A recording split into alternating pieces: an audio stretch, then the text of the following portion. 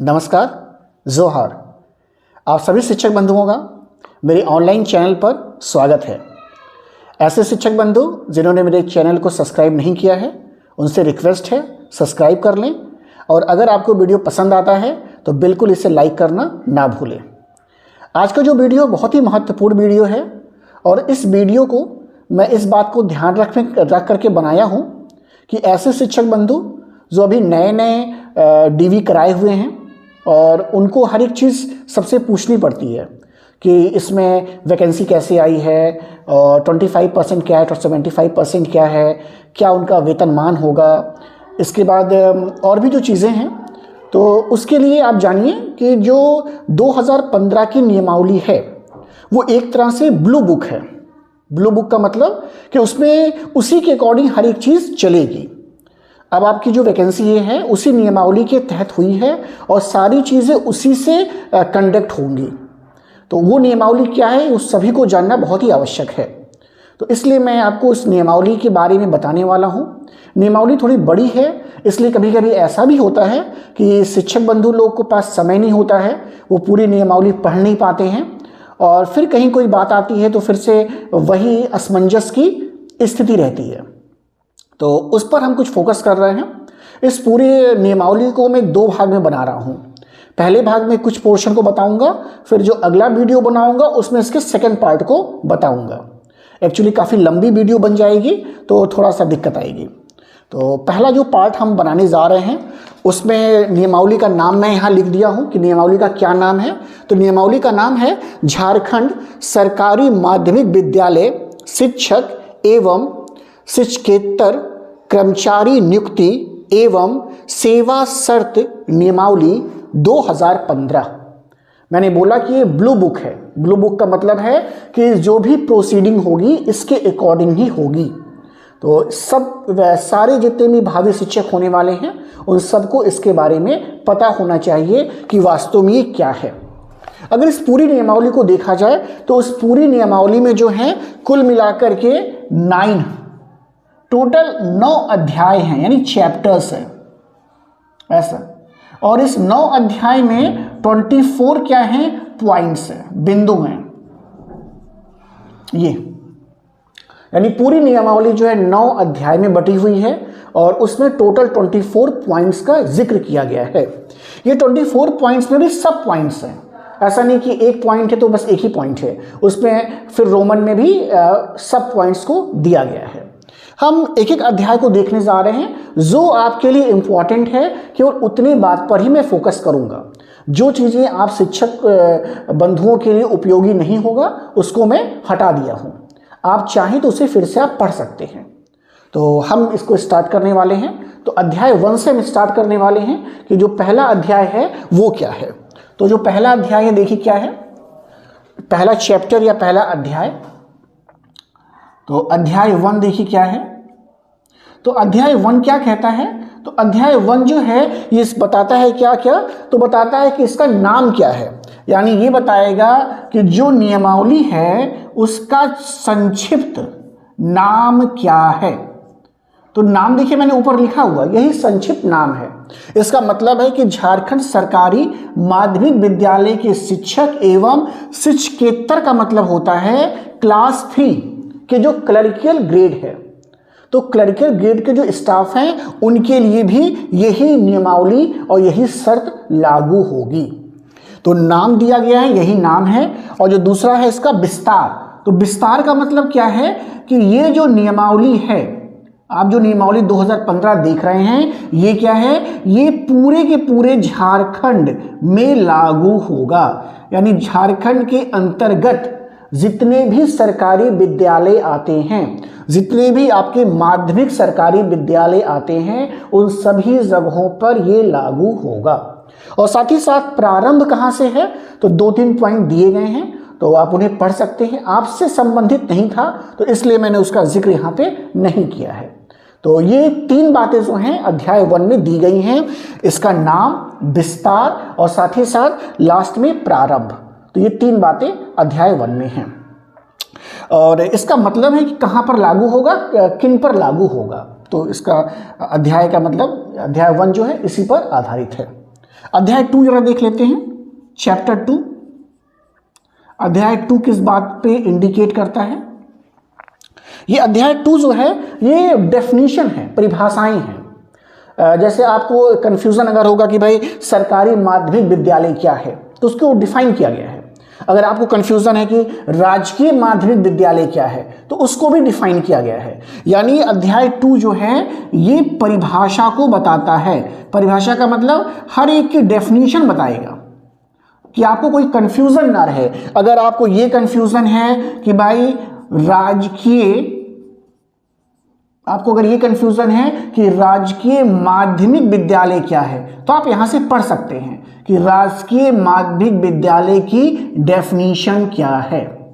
ऐसे अगर आपको ये कंफ्यूजन है कि भाई राजकीय माध्यमिक विद्यालय तो हमको समझ में आ रहा है, सरकारी माध्यमिक विद्यालय क्या है, अगर हमको ये कंफ्यूजन है कि सरकारी माध्यमिक विद्यालय क्या है, तो इसकी डेफिनेशन भी आप देख सकते हैं। साथ ही साथ इन्होंने कहा है और भी कई तरह के विद्यालय इसमें इन्होंने जिक्र किया है।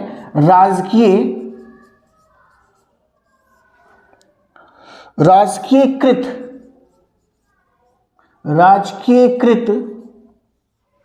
उच्च विद्यालय का क्या तात्पर्य है? तो जितने काइंड्स के, जितने टाइप के विद्यालय झारखंड में हैं, उन सभी की डेफिनेशन ये यहां पर दे रहे हैं, उन सभी की परिभाषा यहां पर दी जा रही है।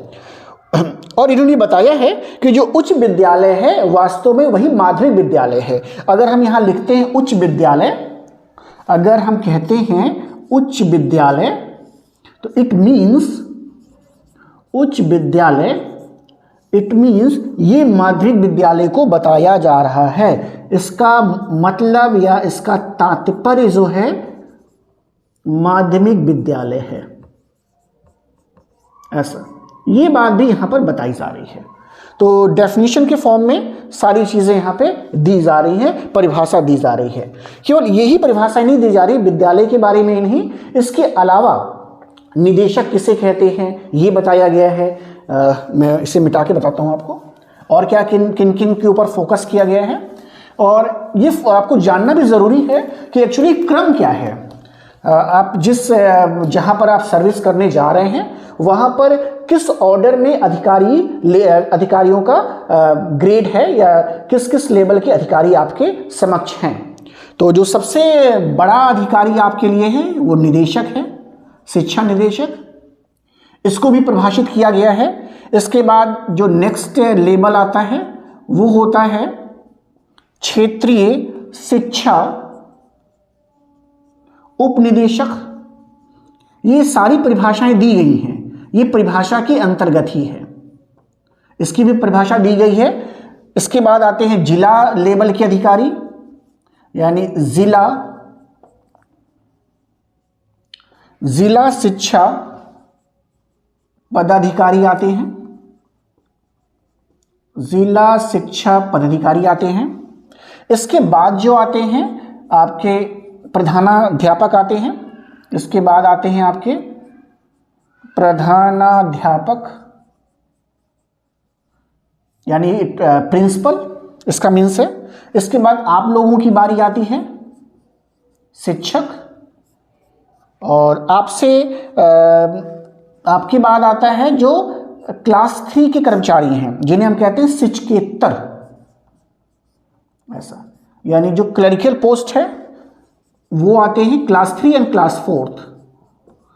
ये आते हैं जो शिक्षक के काम को ना करके दूसरे काम को कर रहे हैं। और फिर इसके बाद इन्होंने ये तो क्रम है, इसके बाद इन्होंने डिफाइन किया है कि सरकार क्या है, सरकार कहने का क्या मतलब होगा, राज्य कहने का क्या मतलब है, इसको भी इन्होंने डिफाइन किया है। और साथ ही साथ डिफाइन किया है कि सक्षम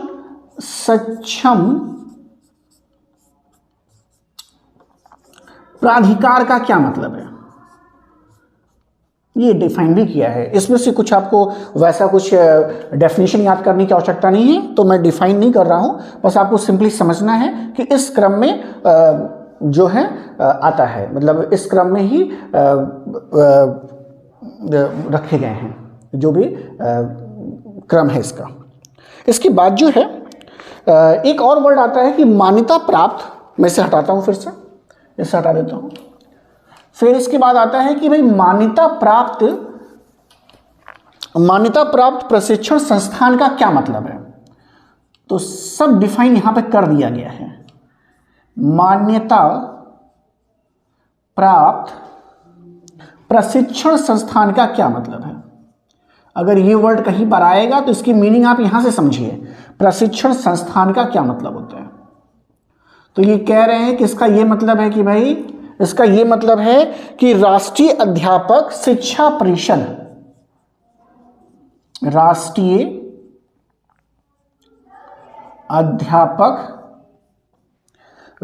अध्यापक शिक्षा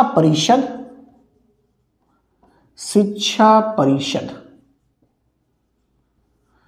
जिसे आप कहते हैं NCTE, ये यहां से मान्यता प्राप्त आपकी बीएड की डिग्री होनी चाहिए। तो मान्यता प्राप्त प्रशिक्षण संस्थान का इनका मतलब है कि जो भी आपकी बीएड की डिग्री है वो आपकी NCTE से मान्यता प्राप्त होनी चाहिए।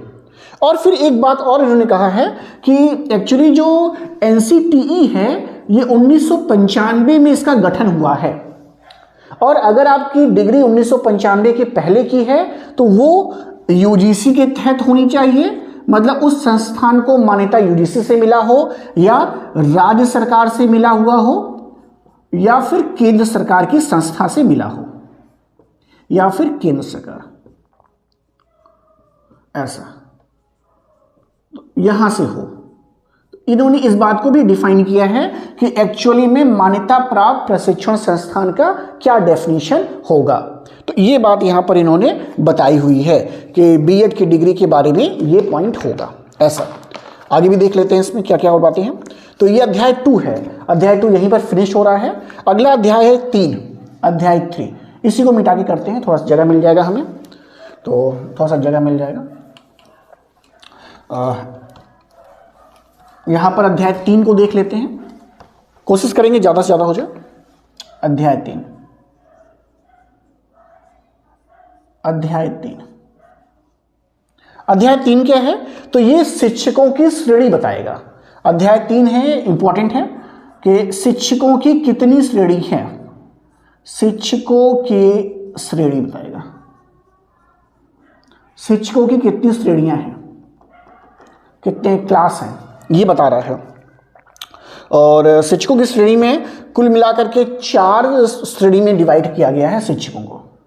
कुल 4 इसकी श्रेणियां बनाई गई हैं ऐसे। ये तो पहला जो श्रेणी बताई गई है वो फिजिकल एजुकेशन,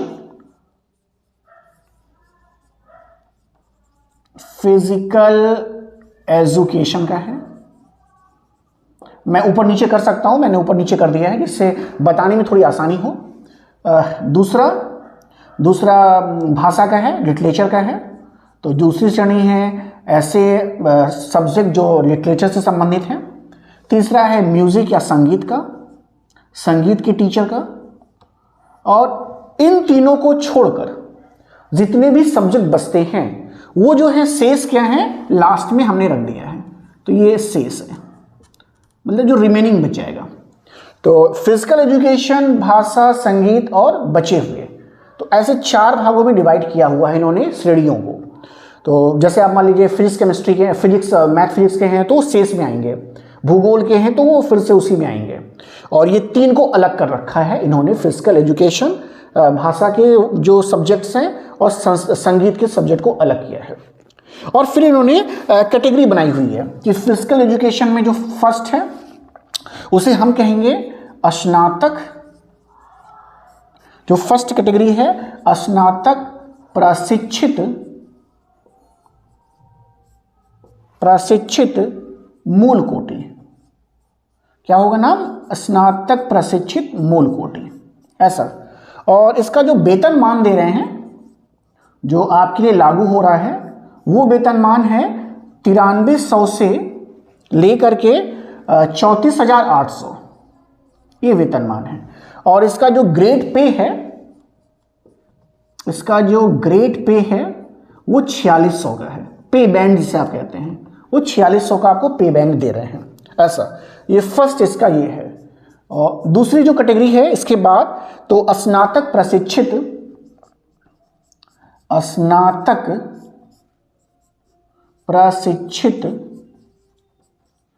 ये मूल की जगह हो जाएगा वरीय हो जाएगा,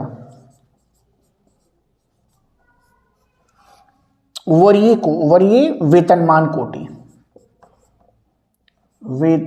कोटि, सब कुछ वही है, बस आपका जो ग्रेड पे होगा, जो ग्रेड पे है 4600 की जगह पे 4800 हो जाएगा। ये पे बैंड जो है 4800 का हो जाता है।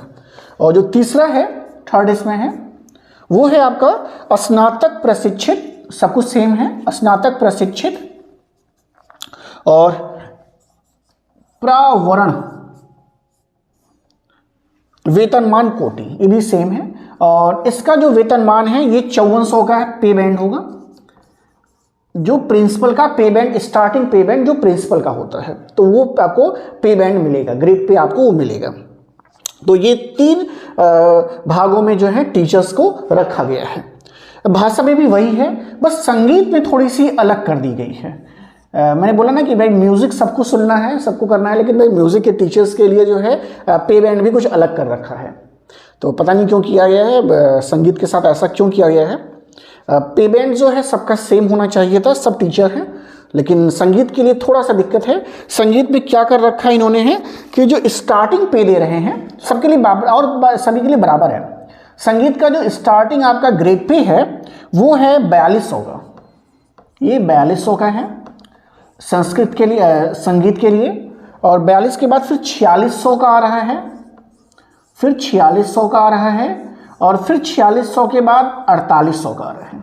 ये तो ये 3 कैटेगरी संगीत वालों के लिए अलग अलग है। तो जो उनका प्रारंभिक होगा मूल जो जिसमें वो ज्वाइनिंग करेंगे, तो उनका आपका वेतनमान 9300 से 34,800 ही रहेगा। लेकिन जो पे बैंड होगा, जो ग्रेड पे होगा, वो आपका क्या होगा 4200 का होगा, और बाकी लोगों का 4600 का होगा। शेष का भी वही है, सब बाकी तो सेम है। और इसमें इन्होंने बताया है कि किस तरीके से आप प्रमोट होंगे, ये बातें भी यहीं बताई जा रही हैं।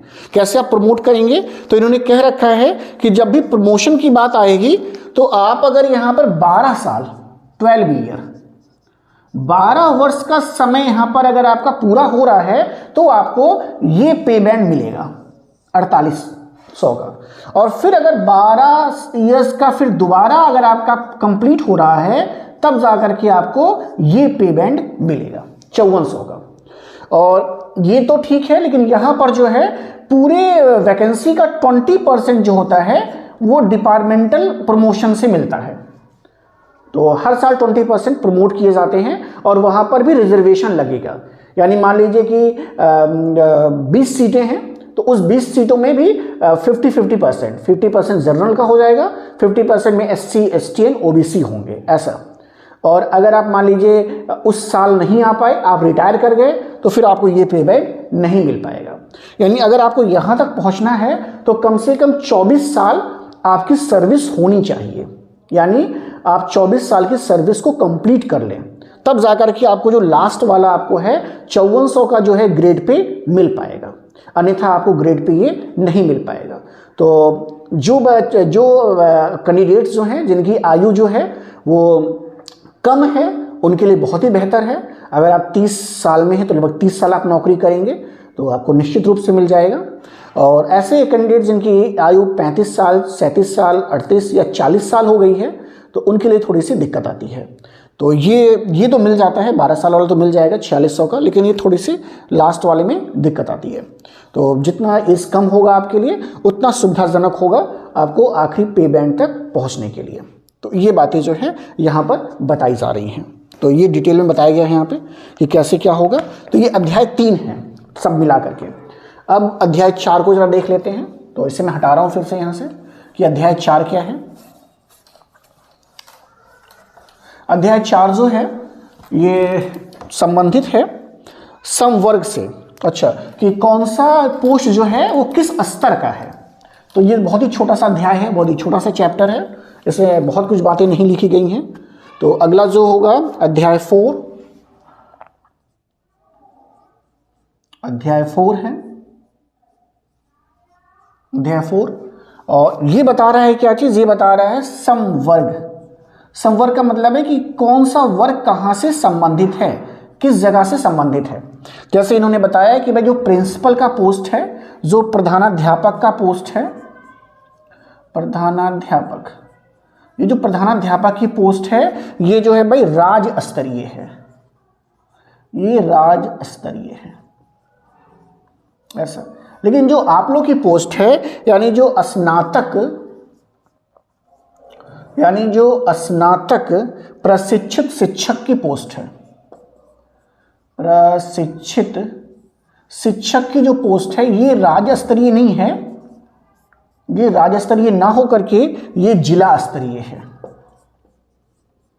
ये जिला स्तरीय है। ये इस बात को यहाँ पे डिफाइन किया गया है, इस बात को यहाँ पे डिफाइन किया गया है। और ये अध्याय 4 है इसका। अध्याय 5 वेतनमान बताया गया है, जो भी हम लोग डिस्कस किए हैं। तो अध्याय 5 कुछ नहीं है, सिंपली एक लाइन में लिखा गया है कि वही वेतनमान होगा, ये वेतनमान को लेकर के है जो अभी हमने बताया आपको है। तो ये वेतनमान को लेकर के अध्याय है। तो जो वेतनमान डिस्कस किया गया है उसी चीज को फिर से यहाँ पर एक लाइन में लिख दिया गया है कि उसको ही आप देखें। तो ये वेतनमान को लेके है। अध्याय 6, अध्याय 6 इंपॉर्टेंट है। अध्याय 6 ही ऐसा पॉइंट है जिससे आपको 25% मिला है। तो अध्याय 6 काफी इंपॉर्टेंट है। तो अध्याय 6 को जब देख लेते हैं और थोड़ा सा विस्तार में देखेंगे, और अध्याय 6 तक ही मैं बताऊंगा, इसके आगे का जो होगा अगले वीडियो में देखा जाएगा, नहीं तो वीडियो बहुत लंबा हो जाएगा। अध्याय 6 काफी इंपॉर्टेंट है और अध्याय 6 ही ऐसा ब्रह्मास्त्र था जिसके नाते जो है आपको 25% मिल रहा है। अगर ये अध्याय 6 नहीं होता तो 25% आप भूल गए होते, कोई उम्मीद नहीं थी, क्योंकि सरकार 75 ही दे करके ही मुक्ति पाना चाह रही थी। ये तो भला हो आपके एडवोकेट साहब का कि उन्होंने इस बात को उठाया, और मैं भी बार बार फोर्स करता था कि आप इसे मांग लें, मांग लें।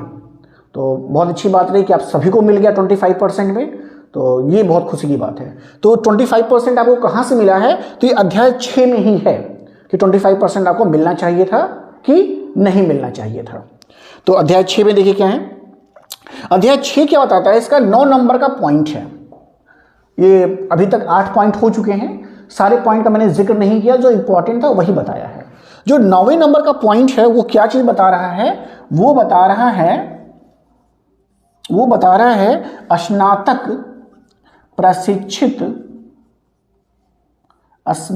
प्रशिक्षित शिक्षक की अहर्ताएं, शिक्षक की अहर्ताएं, एलिजिबिलिटी, अहर्ताएं मतलब होता है एलिजिबिलिटी, एवं नियुक्ति प्रक्रिया। क्या अहर्ताएं होंगी और क्या इसकी नियुक्ति प्रक्रिया होगी, इस बात पर फोकस करेगा ये। तो सबसे महत्वपूर्ण आपका अध्याय 6 है कि क्या अहर्ताएं हैं, क्या एलिजिबिलिटीज हैं और क्या नियुक्ति की प्रक्रिया होगी। अब इसमें देखिए पहले जो बताया गया है, जो फर्स्ट पॉइंट इसमें दिया हुआ है, ये कह रहे हैं, डिफाइन किया गया है कि जो भी स्कूल की वैकेंसी होगी, स्कूल में कोई अगर पोस्ट खाली है तो वो क्या होगा, वो जिला शिक्षा पदाधिकारी के पास जाएगा। जो भी पोस्ट की जानकारी होगी उसे आपको भेजना होगा जिला शिक्षा पदाधिकारी के पास। अगर कहीं कोई वैकेंट पोस्ट किसी भी कॉलेज में है, किसी भी सब्जेक्ट का, तो उसकी जानकारी कहां देनी होगी, जिला शिक्षा पदाधिकारी के पास। और ये उसको ट्रांसफर करेंगे किसके पास, निदेशक महोदय के पास।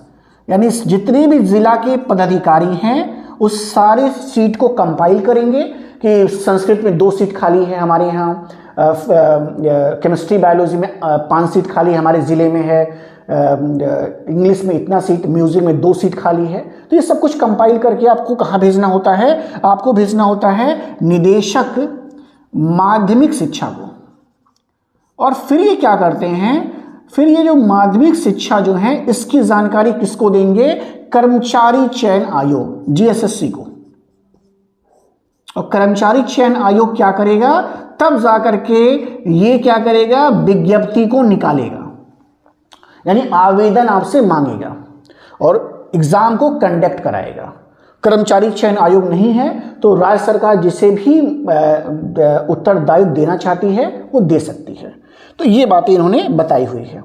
फिर इन्होंने क्या कहा है कि जो भी दिया जाएगा, जो भी यहाँ पे सीटें अलॉट हो रही हैं उसका 25%, अब यही देखिए यहीं पर आ रहा है पॉइंट, वो बताया गया है कि उसका 25% जो होगा वो जो है किससे भरा जाएगा, तो वो भरा जाएगा आपका सरकारी प्रारंभिक विद्यालय, प्राइमरी टीचर्स इसका मतलब होता है सरकारी प्रारंभिक विद्यालयों के शिक्षकों के द्वारा। यहां पर भी एक शर्त है, यहां पर क्या शर्त है कि इनको कम से कम 5 वर्ष का अनुभव होना चाहिए, 5 वर्ष का कार्य अनुभव होना चाहिए, एटलीस्ट 5 इयर्स ये होना चाहिए। और कह रहे हैं कि रेस्ट जो है 75% जो सीट है वो क्या होगा, सीधी नियुक्ति द्वारा भरा जाएगा। ये बात भी यहां लिखी जा रही है, तो सीधी नियुक्ति द्वारा भरा जाएगा। ये तो जितनी सीटें भी यहां पर इकट्ठा करके बनेंगी, मान लीजिए 100 सीटें हो रही हैं टोटल, तो उसमें से 25% सीटें जो होंगी प्राइमरी टीचर्स के लिए होगा, लेकिन उनके पास भी 5 साल का कार्य अनुभव होना चाहिए, 5 साल से वो कार्य में कर रहे हों, ऐसा हो। 75% सीधी नियुक्ति द्वारा भरा जाएगा। अब जो अगला पॉइंट आने वाला है वो पॉइंट ही आपके लिए सबसे महत्वपूर्ण था। ये क्या कह रहे हैं, जब मैं इसको लिख देता हूं जिससे आपको समझने में दिक्कत नहीं होगी कि पॉइंट में क्या लिखा गया था, जिसके नाते बहुत आसानी से आपको जो है 25% जज महोदय के द्वारा तुरंत मान लिया गया। और जो सरकार के साइड से वकील थे इन्होंने कुछ अपोज भी नहीं किया, फर्स्ट टाइम अपोज किया, लेकिन जब उनके सामने नियमावली रखी गई जज साहब महोदय के सामने, तो फिर उन्होंने कोई अपोज नहीं किया, क्योंकि नियमावली में स्पष्ट लिखा हुआ है। क्या लिखा हुआ है, कह रहे हैं कि अगर 25% में अगर योग्य शिक्षक नहीं मिलते हैं, आपने एग्जाम कराया और 25% में योग्य शिक्षक पर्याप्त संख्या में, मैं वही लाइन लिख रहा हूं, पर्याप्त संख्या में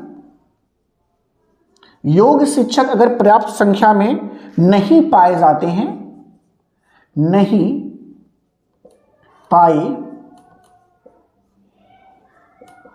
पाए जाते हैं, वैसी स्थिति में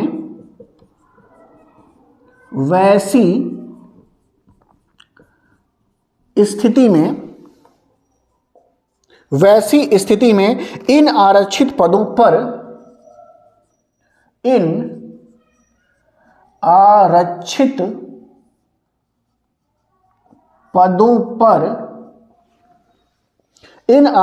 पदों पर सीधी नियुक्ति हेतु कार्रवाई की जाएगी।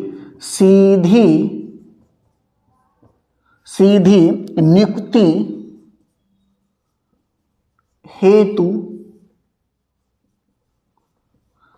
हेतु कार्रवाई की जाएगी। बस यही पॉइंट है जो आपके लिए काफी स्ट्रांग है, कार्रवाई की जाएगी। ये कि अगर 25% जो रिजर्व सीट है उस पर अगर योग्य शिक्षक नहीं मिल रहे हैं पर्याप्त संख्या में, तो वो क्या होगा, वो जो होगा सीधी नियुक्ति में चला जाएगा।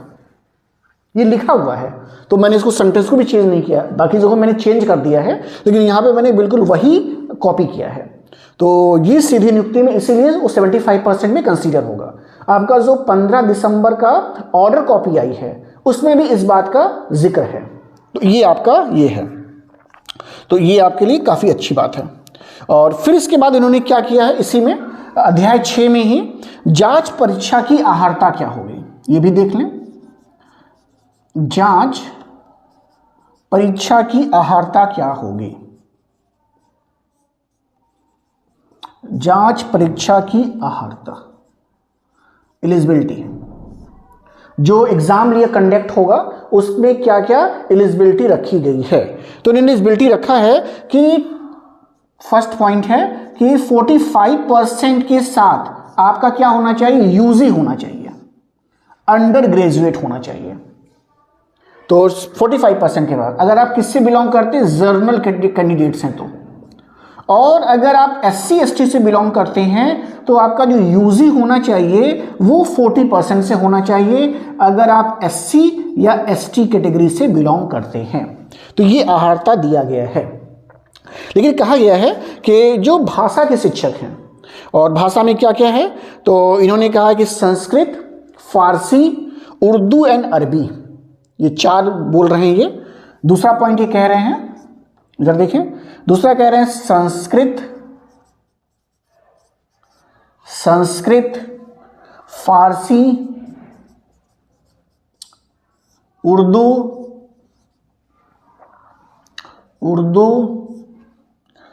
अरबी। अगर आप इससे हैं तो आपके पास पीजी की डिग्री होनी चाहिए इन सब्जेक्ट्स में। साथ ही साथ एक और दे रखा है, या तो आपके पास आचार्य की डिग्री होनी चाहिए, आचार्य संस्कृत से संबंधित है, आचार्य की संस्कृत होना चाहिए, और या तो आपके पास फाजिल की डिग्री होनी चाहिए अगर आप अरबी अथवा उर्दू या फारसी से हैं, तो ये भी हो सकता है। यानी फाजिल ये इक्विवेलेंट है पीजी के, ऐसा।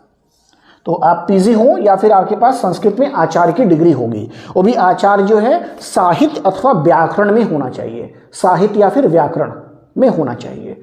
तो ये इन्होंने यहाँ पर दे रखा है, इस अध्याय 6 में ही इसको दिया हुआ है।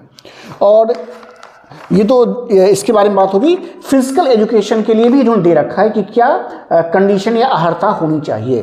तो फिजिकल एजुकेशन के लिए देख लीजिए, अगर फिजिकल एजुकेशन की बात करते हैं कि फिजिकल एजुकेशन में क्या कह रहे हैं, तो फिजिकल एजुकेशन में कह रहे हैं कि आप जो है, आपका जो यूजी होना चाहिए, मतलब स्नातक जो होना चाहिए वो होना चाहिए आर्ट में, या तो साइंस में, या तो कॉमर्स में, इन तीनों में से किसी से। और ये आपका यूजी 45% के साथ होना चाहिए। ये तो आप या तो आर्ट, या तो साइंस, या तो कॉमर्स से आपका यूजी होना चाहिए 45% के साथ, अगर आप जर्नल के कैंडिडेट्स हैं तो। और अगर वहीं पर आप SC ST हैं तो ये परसेंटेज जो है 40% हो सकता है, तो 40% ही हो सकता है। तो ये बातें अध्याय 6 में बताई गई हैं। तो मैंने बोला कि 9 अध्याय हैं, तो सारे अध्याय को मैं एक बार में बताऊंगा तो बहुत लंबा खिंच जाएगा और आपको थोड़ा सा दिक्कत होगी देखने में। तो इतना कुछ मैं इस अध्याय में, मतलब इस वीडियो में बना रहा हूँ। आगे की जो चर्चा होगी, बाकी का जो पोर्शन बच जा रहा है, उसको हम अगले वीडियो में देखेंगे। अगर आपको वीडियो समझ में आ रहा है, ठीक लग रहा है, तो लाइक करें और कमेंट्स भी करें। और आपको कुछ और भी चाहिए मुझसे, कुछ और भी एक्सपेक्टेशन है, तो आप उसको भी कमेंट्स कर सकते हैं। मैं पूरी कोशिश करता हूँ कि चीज़ों को आपके समक्ष रखूँ, और जैसी भी जो चीज़ें मुझे उपलब्ध रहती हैं, उन सभी चीज़ों को मैं वैसे ही आपके सामने लाने के प्रयास करता हूँ। मैं लगातार प्रयास करता रहता हूँ कि मेरे प्रयासों से आपको कहीं भी कुछ ढूंढना ना पड़े, और सारी चीज़ें बिल्कुल क्रिस्टल क्लियर आपके साथ होनी चाहिए। तो उसी क्रम में मैंने इन चीज़ों को आपके समक्ष रखा है कि आपको ये पता होना चाहिए कि वो ब्लू बुक क्या है, वो प्रोसीडिंग क्या है, जिसके हिसाब से सारी चीज़ें चलेंगे। मैंने इंपॉर्टेंट पॉइंट को यहाँ पे रखा है। आप इसका PDF भी डाउनलोड कर सकते हैं, और इसका एक हार्ड कॉपी अपने पास रख लीजिए, तो कहीं भी आपको पूछने की आवश्यकता नहीं पड़ेगी। अगला जो हमारा वीडियो होगा इसी क्रम में आगे का होगा। तो तब तक के लिए धन्यवाद। अगर आप चैनल पर नए हैं, सब्सक्राइब करें, वीडियो पसंद आए तो लाइक करें। Thank you.